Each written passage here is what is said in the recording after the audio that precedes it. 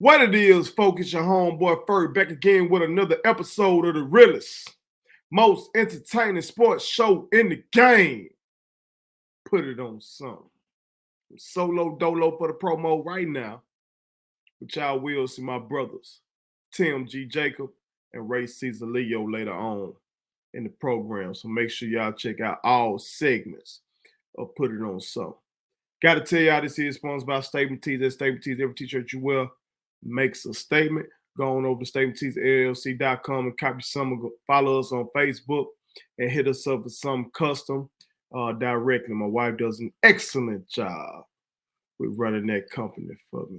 Shout out, babe. But I also got to tell y'all, go on over to readenterprise.com and fuck with my brother, Thaddeus Reed. Pretty Thaddeus, I like to call him. Because that boy is dropping a new shirt. He's dropping a new shirt. Y'all see it on the screen right now. That shirt is basically telling you, keep our name, image, and likeness out your motherfucking mouth. I love it. Buy that shirt, wear it proudly, because Nick Saban needs to know that. Nick Saban needs to know that, America. If you've been under a rock, Nick Saban want to sit over there in front of business leaders, boosters, bag carriers, bag droppers, and allege that Texas A&M just bought their whole #1 recruiting class, and allege that Jackson State University bought Travis Hunt. That's what he did. So Nick Saban needs to keep our name, image, and likeness out his motherfucking mouth. Because I'm here to tell it. I'm Kenneth Stokes' nephew. You understand me? So I'm here to tell it. Those of y'all in the Metro Jackson area, y'all know about Kenneth Stokes. I'm Kenneth Stokes' nephew. Kenneth is going to run through me in this segment. Because Nick doing too much. And I ain't got time for the bullshit. America, I'm 37 years old. I got a wife and children. I got bills to pay. I got businesses to run. I got a mama to take care of. I got things to do. I ain't got time for Nick Saban trying to bullshit me and try to sit up here and act holier than thou. I do not have time for it. Nick Saban can miss me with the bullshit. Because this old system, this old system that preceded the NIL transfer portal era was immoral. It was flawed. Is too light of a word to use. It was corrupt. It just didn't fucking work. So I talked about this previously. Before Nick opened his mouth and said what he said to those boosters, I told y'all these coaches and these commentators need to quit crying about NIL and transfer portal. If y'all missed that, make sure you go check that out. Okay. But Nick want to sit up here and throw stones in a glass house. Okay. Well, let's look at it. Let's look at the old system. Let's look at what Nick was trying to get done. And let's just keep it all the way 100. Let's do that, America. Can we do that? Let's do that. First of all, I want to take y'all back. Let's go back. Let's go back to 1970. Y'all go back to 1970 with me. Go back to 1970. Okay. I know I got some OGs that watch Put It On Some. What up, my OG 250? What's happening? You remember 1970. You might have had an afro at the time. You're listening to some Marvin Gaye, chilling. Okay. Well, in 1970, the University of Southern California played Alabama. at Legion Field in Birmingham. And they got that ass whooped. Alabama, that is. Okay. On that day, USC had an all-black backfield. And they were going against the still all-white Alabama Crimson Tide. Okay. See, Bear Bryant, legendary coach for Alabama, he had recruited a black player. It was a tailback, but that tailback was sitting out. He was a freshman. You know, back then rules were different. Freshmen couldn't play or whatever. But still, you know, Alabama being down deep in this South, you know, I'm from Mississippi, so shit, I know about that. They didn't really want no black player for real. You know, his boosters probably were against it. Shit, not too many years before that, you had Governor George Wallace standing in the schoolhouse door refusing to let black folks up in that motherfucker. So, okay. So Bear still couldn't really get these black folks up in there like that for real. But on that day versus USC, a black man by the name of Sam Cunningham, who is the brother of the legendary quarterback, Randall Cunningham. Sam Cunningham was a bad motherfucker in his own right. And Sam Cunningham did the fool on Alabama that day to the tune of 135 yards on 12 carries and 2 touchdowns in a 42-21 victory. Why do I bring this up? I bring this up because Bear Bryant, yes, he had that black recruit. But you know he was still catching hell in terms of trying to bring black players into Alabama. Okay. So that ass whooping did something. Okay. And it's kind of interesting that Bear Bryant would confide an HBCU legend, really college football legend in general, Eddie Robinson from Grambling, and let him know just how that ass whooping at the hands of Sam Cunningham and USC really helped him to go ahead and start recruiting black players. Okay. This is a quote from a New York Times article. Okay. You got a guy by the name of Richard Lapchick, who's a human rights activist and director of the Institute for Diversity and Ethics in Sport at the University of Central Florida. Okay. So he said, and I'm quoting from the New York Times article, said that Bryant knew he needed to recruit black players to stay competitive. Said in the phone interview, Lapchick said that Bryant had confided in Eddie Robinson, longtime coach of the historically black Grambling State University in Louisiana, about the impact of his team's loss to USC. This is Lapchick talking. Eddie told me how often Bear talked to him about what the game meant and what Sam meant to his ability to integrate.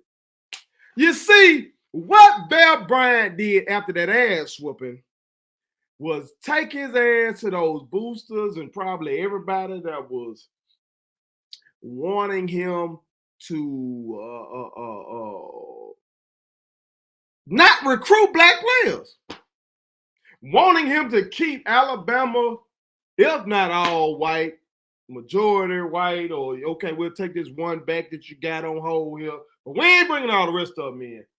After that ass whooping, Bear Bryant probably went back to them and said, all right, now, y'all, if we don't go ahead and start recruiting these black players, it's going to be far more of those 42-21 ass whoopings, not fewer.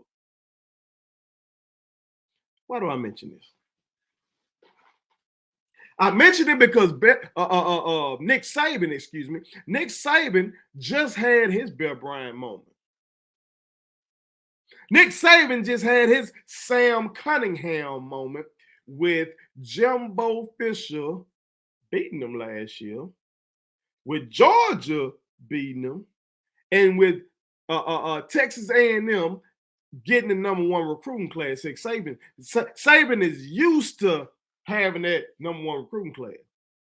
And from what the classic quote that I hear when we talk college football is that, or college basketball as well, is that recruiting is the lifeblood of the game. That's what they tell me. Recruiting is the lifeblood of the game. Come on, man.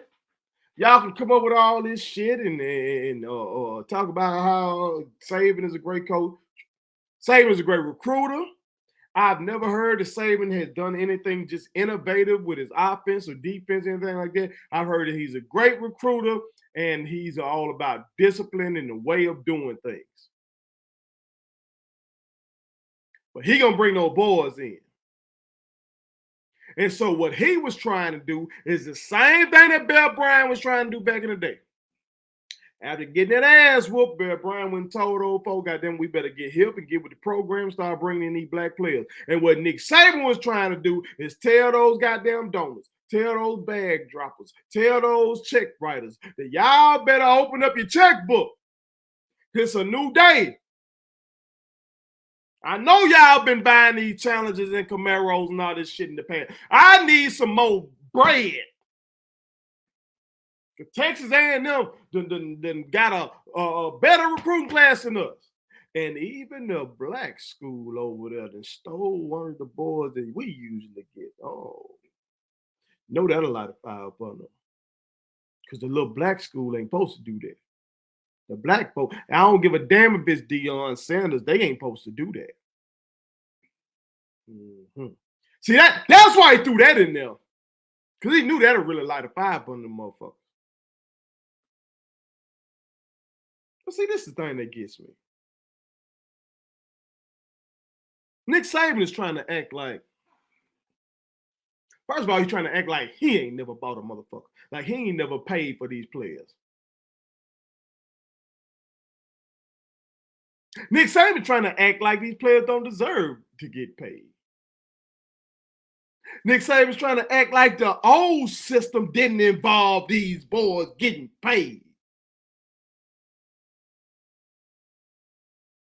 So I took Nick Saban's statement and it got me to thinking, especially after Jumbo went nuclear on his ass. And Jumbo say, goddamn it, do some digging. Do some digging and you'll find. So I didn't start doing my digging. I'm not done. I'm not done, America. I don't mind reading. I don't mind researching. So I'm doing my digging.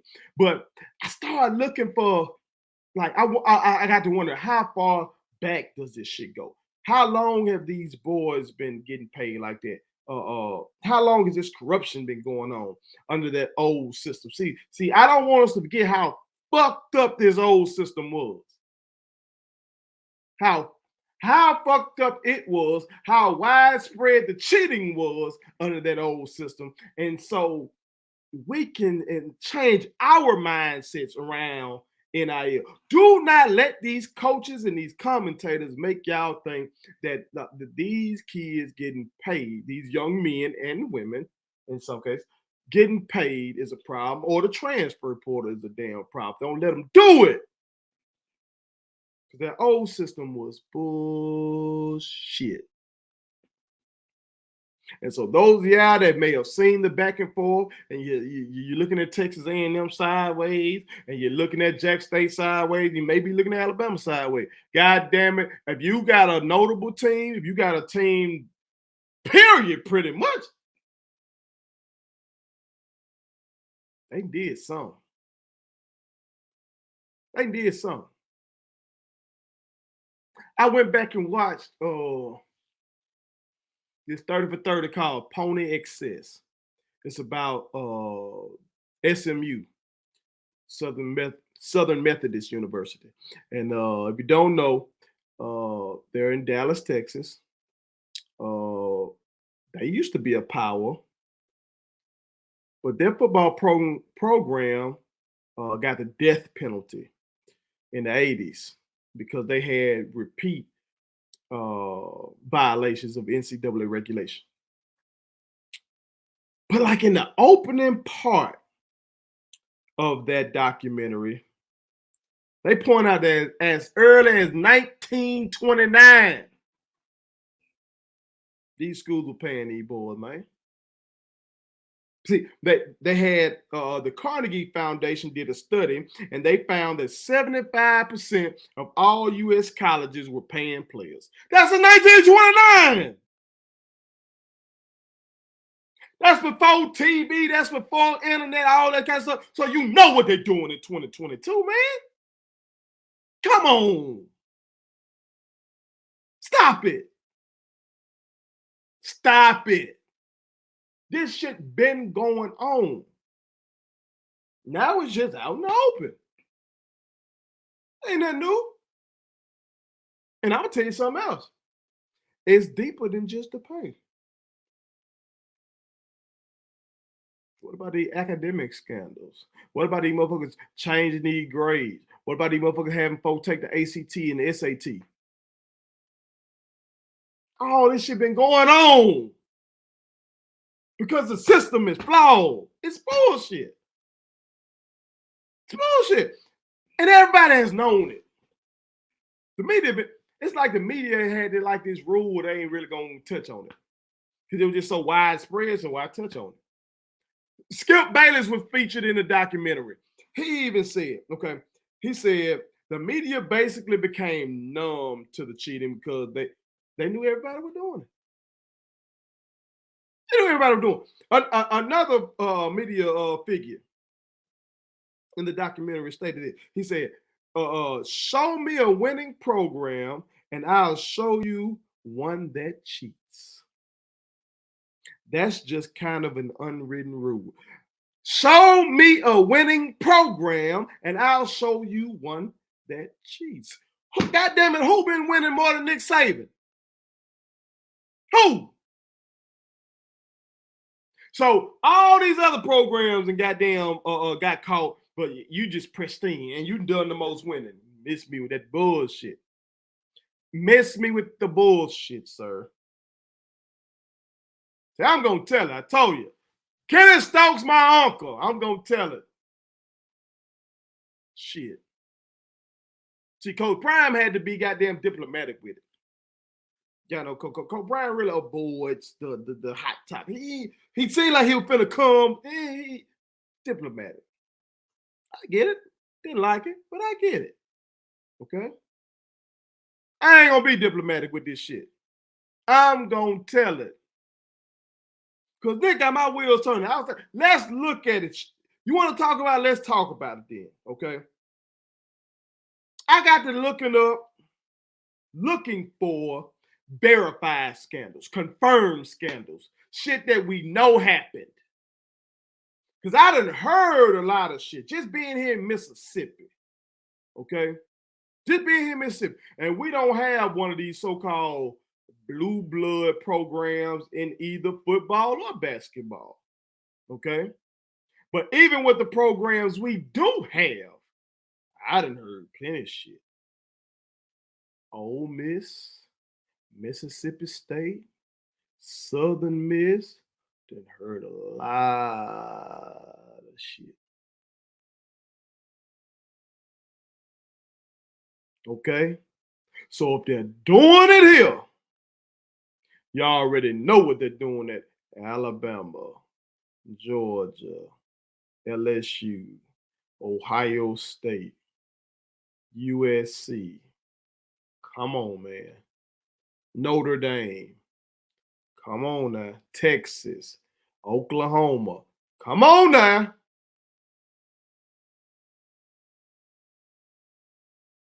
So let's look at it.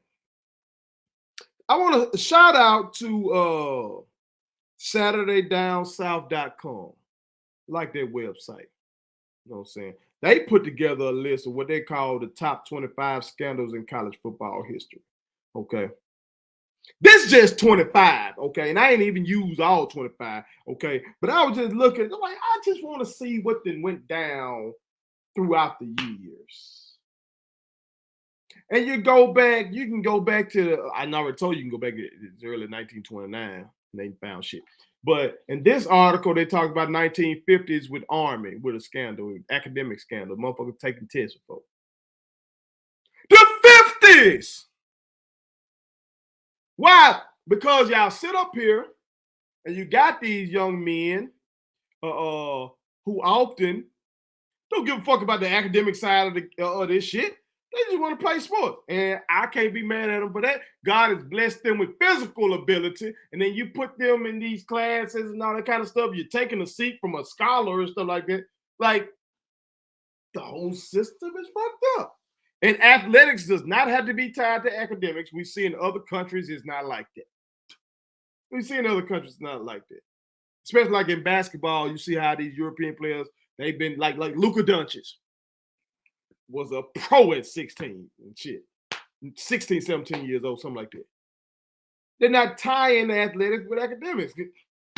It's a weird thing. That's a United States thing. So you get shit like this. Well, yeah, you got somebody that's gifted physically, but maybe they're not gifted mentally, but you got to get them into this school. So they go to cheat. Take South Carolina and the steroids scandal in the 1980s. Coaches knew what was going on. Pressure to perform. What about those scandals? Florida with Coach Charlie Pell in the 1980s. Florida, one of them ones, ain't it? Florida ain't clean. Barry Switzer, OU. Now, some of y'all might only know Barry Switzer from the Dallas Cowboys. Last time the Dallas Cowboys won a championship, 1995, after the 1995 season, and Barry Switzer was the head coach. Well, before he was the head coach of the Dallas Cowboys, he was the legendary coach of the Oklahoma Sooners. He left there in shame. Cheating. I'm going to talk about him a little more in another segment. Make sure y'all watch my segment about Marcus Dupree, okay? I already mentioned SMU. Y'all make sure y'all go watch that. Go check that out some kind of way. All right, and you'll see what probably their most notable recruit was legendary running back Eric Dickerson. Look at some of the things Eric Dickerson was offered. He said that they showed his mama $50,000 in a briefcase when he was being recruited. Now, he didn't specify who did that. Okay, I don't know if that was SMU, but he was getting recruited by goddamn everybody. So somebody showed his mama $50,000 in a briefcase. And now this is in the 80s. So in today's money, that's about $206,000. Quit fucking playing with me, Nick. They offered this man savings bonds to play some football. They offered him 2 Cadillacs. They must have thought this Outcast wasn't even out yet. 2 dope boys in a Cadillac. Offered them man them 2 Cadillacs. Offered them women. See, y'all know the movie Blue Chips? Y'all seen the movie? See the movie He Got Game? See the movie? You know the scene when Ray Allen go off in there? And if you ain't seen He Got Game, go check that out. You know what I'm talking about. They didn't get that shit out of thin air. That was realistic fiction because folks know that this shit been going on. They offered Eric Dickerson livestock, cattle. These folks, there's folk out here just got some money that just to play with. If you can entertain them, if you can help their team win, goddamn it, they willing to do whatever. Livestock. He ended up getting a gold Pontiac Trans Am from Texas A&M. Okay, they made a down payment on it, even though in the documentary you got Eric Dickerson with a grin on his face, trying to act like his grandmama the one that paid for it. Stop the bullshit, Eric Dickerson. I have no time for it. I have no time. Okay. He didn't even end up going to Texas A&M. Okay. SMU ended up helping them pay the rest of that bitch off. This is the type of shit been going on. And he deserved it. This is one of the greatest running backs of all time. Let Skip Bayless tell it. This his GOAT. He calls Eric Dickerson the GOAT running back. Man, was nice. You got no problem with that man getting a goddamn Trans Am shit. But we got to stop acting like this shit wasn't going on. Stop it. And stop acting like it's not still going on. Miss me with the bullshit, Nick. I can keep going. What about Miami with the Pell Grant scandal in the 1990s? Remember, Miami was rolling through the 80s and then on up into the 90s, and they had a little scandal, but then they bounced back. I wonder when they bounce back. I wonder how they get back rolling like that. That on 2000 they rolling. I wonder how. Okay. What about Pat Dye over there at Auburn in the 1990s? All of this is Googleable. You know how they made that word Googleable. You can Google it. Shit, that ain't bullshit. What about Don James at Washington in the 1990s? Ole Miss, my Ole Miss folks, Ole Miss supporters. What's up? What about Billy Brewer? Y'all know about Billy Brewer in the 1990s? What Billy Brewer do up there in Oxford?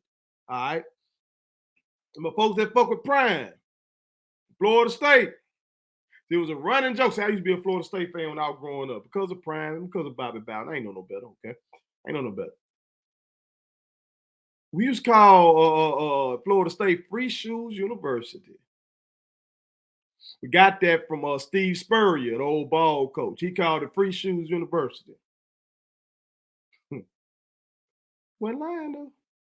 Wasn't lying. Even Wisconsin was in on the free shoes shit in the 1990s and the 2000s. What about Oklahoma State and the Orange Pride? Goddamn Orange Pride, they say these were young women who, let's say, hosted recruits. Yeah, I bet you they hosted them all right. What about Todd Gurley, Johnny Manziel, AJ Green, and the whole memorabilia shit? Johnny Manziel didn't get on fuck so much. Johnny Manziel was out there on the field doing the money. So that man didn't. This ain't new. Stop to miss me with the bullshit, Nick. What about Reggie Bush? Y'all remember Reggie Bush? Remember how cold Reggie Bush was? USC got hit with that scandal and everything like that. They took the man Heisman Trophy, tried to vacate them 4 wins and shit. Like we didn't see that dominance out there. Pete Carroll got on down, went on to the NFL like nothing happened. Y'all remember that? Y'all better Google that shit if you don't. Alabama was on that list. And Albert Means. Does that name ring a bell in the pre-Saban era for the Alabama people out there? If it doesn't, there's a brother who doing a little talk. A brother by the name of Travis Johnson. He went on Twitter in response to Nick Saban's comments, and he said, y'all been paying for players since the 80s. Offered me 6 figures in 99, 2000, and gave Albert Means and his coaches 6 figures during that time. And now y'all swear y'all not paying anyone.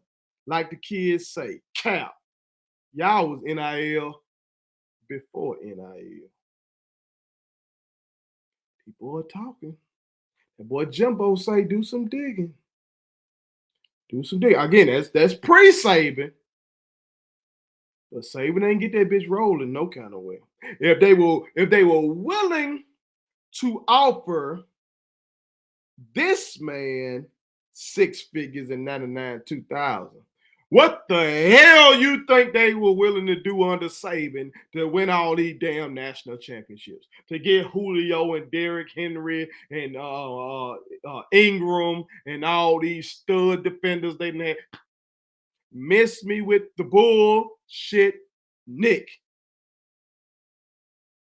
What about the other shit y'all done covered up? The Colorado sex crimes. What about the shit that was being covered up over there in Baylor? What about the shit that was being covered up there at Penn State with the sexually abusing those boys? This is a dirty game, man. This is about money. Protect the money. Shit. A basketball school like Kentucky done been in on it. Hal Mume. I hope I'm pronouncing that correctly. Kentucky folks, y'all might know about them in the 2000s. What about over there at Auburn? Cam Newton scandal.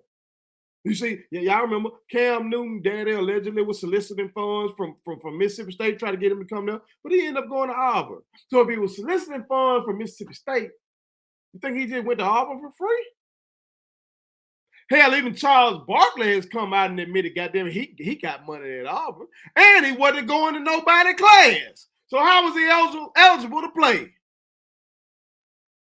Charles Barkley just said on national TV, shit, he been trying to buy some boys, put a team in the past. But everybody just take it as Chuck joking. Chuck ain't fucking joking. Come on. Stop it. What about Butch Davis? North Carolina. 2010's academic scandal. I know about this one because, again, as growing up, I was a North Carolina fan. So I remember when Rashad McCants started snitching. Rashad McCants went on one of those national title teams and started snitching about fake classes, African-American studies classes. Just bullshit classes, goddamn, get them boys free grades. Come on, man. Florida State doing something similar. These are all verified scandals. Verified. This ain't even, like I said, the rumors I've heard about Ole Miss and guys that didn't got it, and Mississippi State, Southern Miss, when I was down there, some of the top players riding clean and shit like that. Come on, man. You can cross over to basketball and you look at Zion Williamson. So y'all was just sucking Coach K dick in his last run, but nobody want to bring up his scandal with Zion Williamson. Or what about Derrick Rose and his academic scandal from the past? What about Ron Artest, who admitted on camera that while he was in college, folks approached him to point shade. Again, this gambling is here. This gambling is here.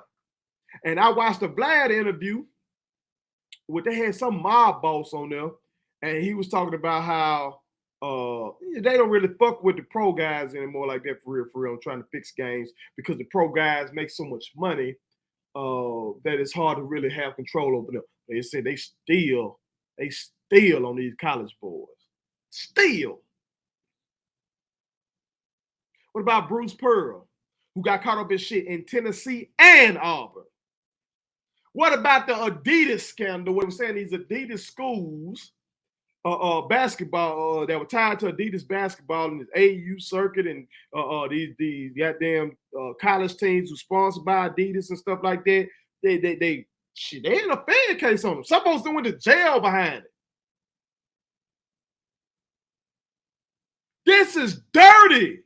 It's corrupt, and it's been that way. And Nick Saban, you're not finna tell me that you are the best at bringing in guys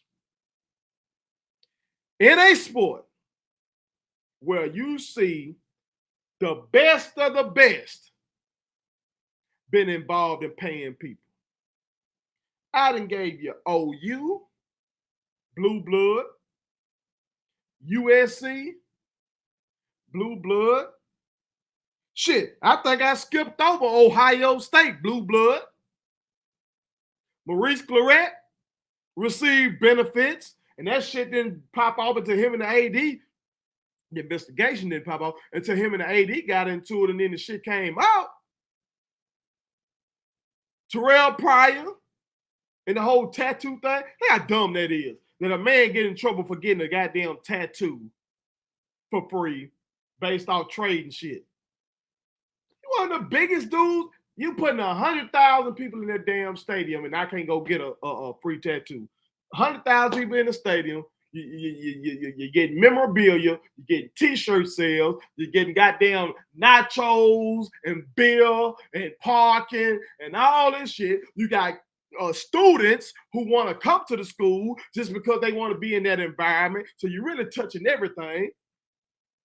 What those young men do on Saturdays, or if you're talking in basketball, what they do in the NCAA tournament and stuff like that, paying for all the other athletic programs, and we up here tripping about them getting some bread.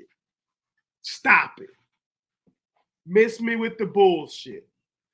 Miss me with it. You've been paying these boys, and now you're trying to light a fire under your boosters to say, we gotta up the bag more. We gotta get hip. Because what my brother Tim G. Jacob tells me, and y'all will see him later on, he tells me that shit. Texas A&M, they getting right when it comes to this collective, I guess they call it, and pooling that money together and getting these motherfuckers paid within the rules. If that's the case, goddamn it, do it. Because I'm telling you right now, that's what I want to do. I told y'all before. That's what I want to do.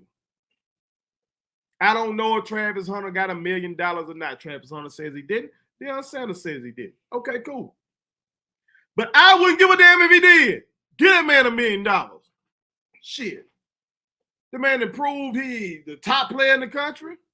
He already bringing much needed attention to Jackson State University. Uplifting. By having a guy that caliber come to Jackson State, it's really uplifting all HBCU. Get that man a fucking $1 million. Shit. Travis, you deserve $1 million, brother. I don't know if you got it. You deserve $1 million. Shit. Give it to him. Now, in that situation, he may not have gotten it because the man idolizes Deion Sanders. The man wants to be Deion Sanders. He's a top cornerback in the country. Deion Sanders, the goddamn GOAT cornerback. The man plays both ways. Deion Sanders played both ways. Why in the hell you think he wanted to go to Florida State? He wanted to follow in the path of Deion Sanders. Shit, he got the opportunity to be around that man every day. Go to the school that he went to or be around him every day. Come on, man.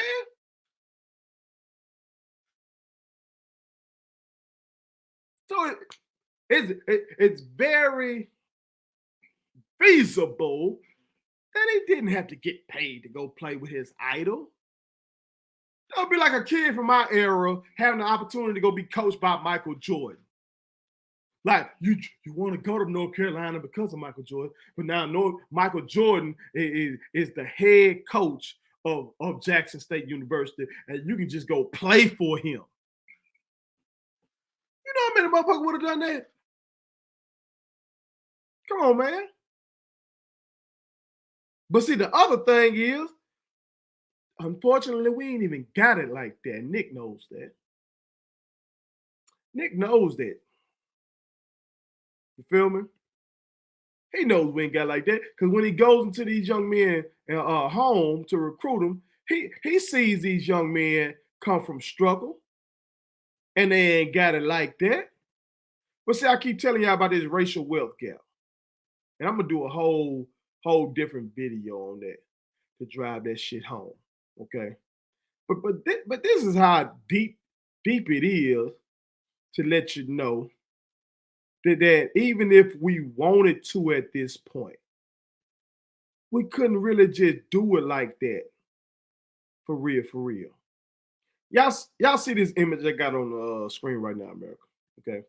This is the image that comes from the thing I've been trying to get y'all to watch.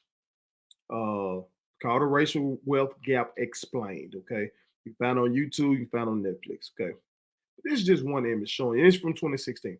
All right. So it shows that when you take into account white savings plus assets minus debts, the average white family is worth $171,000.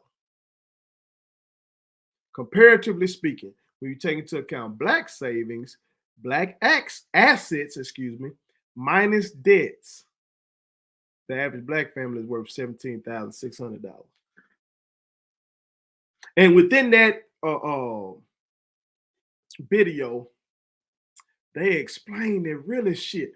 When you add in, when you compare like a black college graduate to a white person who's only graduated from high school, many times those motherfuckers still got more money than the black college graduate.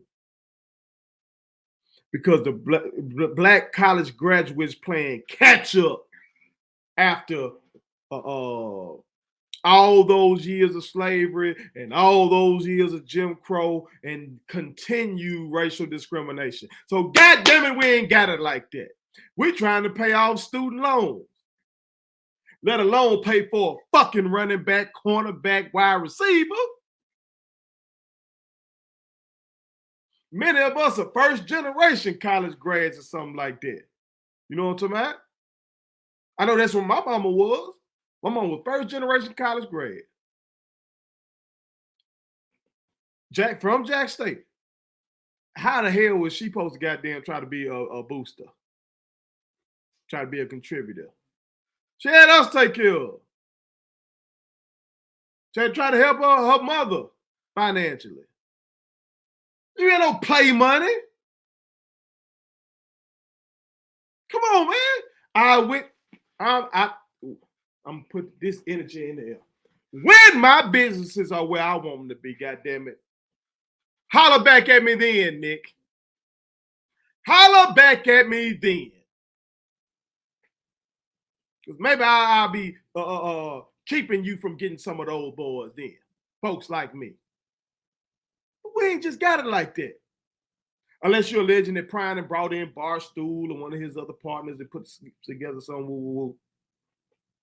Whatever the case is, miss me with the bullshit. Miss me with it.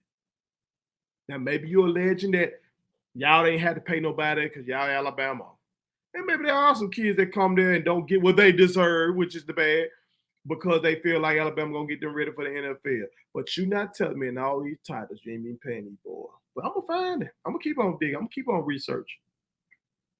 And some of y'all real ones out here that know folks that went over there, or y'all done went to Alabama, or y'all from Alabama, or maybe you connected to Alabama A&M, maybe you connected to Alabama State, and y'all got kinfolk that went that way, or y'all just know what be going on over there. You know what I'm talking about? Hit us up and let us know these stories. Let's say you on the campus and you saw these boys riding clean, and you know from hearing these boys' story that they from the trap, they from that shit.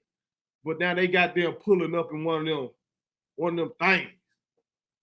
System bumping, rimmed out. And you're like, where did it come from? It came from Nick. That's where it came from. It came from Nick. So miss me with the bullshit, Nick Saban. Too old for this shit. Pay these boys. And keep our name, image, and likeness out your motherfucking mouth. Put it on something. My kids wanted me to tell y'all to make sure you subscribe to my YouTube channel, follow me across all social media platforms, like the videos, and share them. Did I forget anything? And turn on the post notifications. Y'all heard them. And also, visit statementteesllc.com and shop with us. That's Statement Tees. Every t-shirt you wear makes a statement.